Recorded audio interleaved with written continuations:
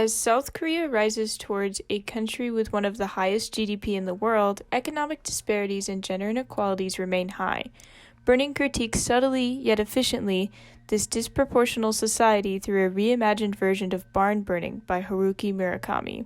In Burning, Lee Chang-dong critiques the normalized objectification of women in Korean society through the usage of Jung-soo and Ben as two allegorical figures representing the large economic disparities of Korea. While the cast of the entire film contains only a mere 10 people, the film revolves around three central characters: Ben, Jung-soo, and Hae-mi. Ben represents the upper class, a man who treats women as no more than emotionless objects with a glamorized lifestyle who looks down upon both Hae-mi and Jung-soo. Jung-soo as the lower class, a man who feels a claim over Hae-mi and reduces her down to the physical, and uses her as a method to establish himself above Ben and his wealth. In stark contrast to one another, the characters of Ben and Jung-soo embody the upper and lower classes and the tensions between the two. Hae-mi represents women as objectified individuals, as well as another representation of lower class lifestyle. Childhood friends with Jung-soo, she has the same level of debt and poverty as Jung-soo. Yet, she attempts to live in a materialistic lifestyle and escape her reality through living in the world of Ben.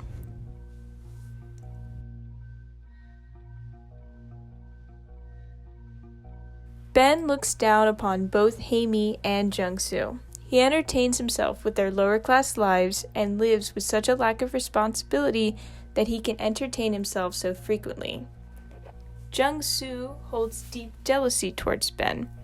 Ben's luxurious lifestyle and carefree attitude, in the mind of Jung-soo, steal away Hae-mi.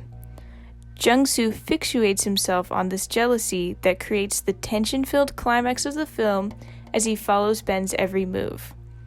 The first-hand interaction between the two classes amplifies the tension and distance between each other. As a study done of the South Korean population finds, the division of upper and lower classes is amplified when they are aware of each other's wealth. In other words, those who live in unequal circumstances will compare themselves negatively to those with more money than them and become envious, or compare to those with less money than them and believe they are above them. As Ben and Jung-soo represent the upper and lower class, their relationship is full of tension. As of 2019, the South Korean economy is the 12th largest in the world, with a nominal GDP of $1.62 trillion US. However, studies have shown that the Gini coefficient, or measure of income distribution, is 0.36, which, quote, suggests a serious degree of inequality. Hae-mi, however, remains as the middle ground and linkage between the two characters. She represents the same class as Jung-soo, yet involves herself personally with Ben. However, she represents the dynamic of someone who is less stereotypically falling on either side of the class system and thus fluctuates between settings. She lives in Seoul but in a tiny apartment. She's crippling in debt, yet she underwent plastic surgery and works in a physical profession.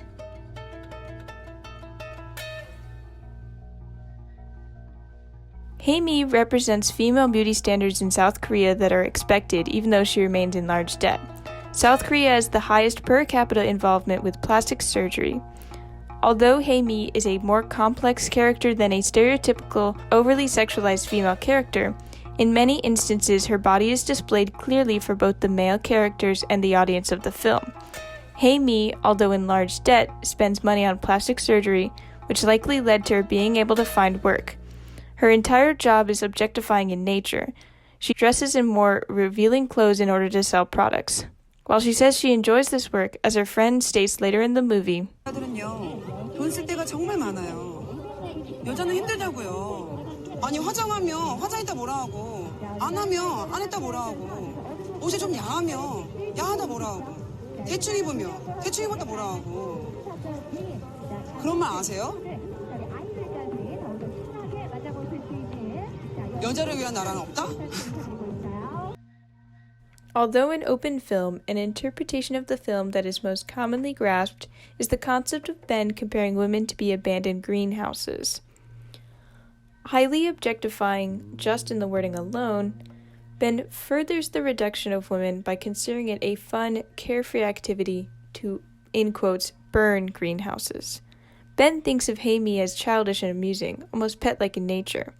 The scene in which he introduces Hamey to his friends further infantilizes Hamey by Ben, as everyone, except for Jung-soo, watches and laughs as Hamey as she attempts to show African ceremony. Ben also doesn't care about where Hamey has gone when Jung-soo asks him, showing how little he cares about these women he entertains himself with. 비록 혜미는 지금 돈이 한 푼도 없어요. 가족하고도 연락 안 하고 지내고 친구도 없어요. 혜미 보기보다 되게 외로운 여자예요. Jung-soo, while supportive of Hamey rather than laughing at her as Ben does, still to an extent maintains a mental hierarchy over her. Their first encounter at the beginning of the film can be considered a chance meeting of old friends, Hamey asking to talk with him after her shift is over. However, it is later revealed by Hamey that she was once ridiculed by Jung-soo over her appearance. Thus, the immediate desire to meet with her as she works in a more revealing profession can give insight to the value of the physical of Jung-soo. This physical reduction can be seen repeatedly throughout the film, from their sexual encounter very early in their relationship, to him calling her a whore for undressing in front of Ben so easily, to him thinking of her sexually when missing her as if that's all he missed. This perception of Hamey's body critiques the idea of traditionalism and sexuality. While quick to judge Hamey for removing her clothes in front of Ben, he shows no objection to her doing the same for him after only meeting her once prior.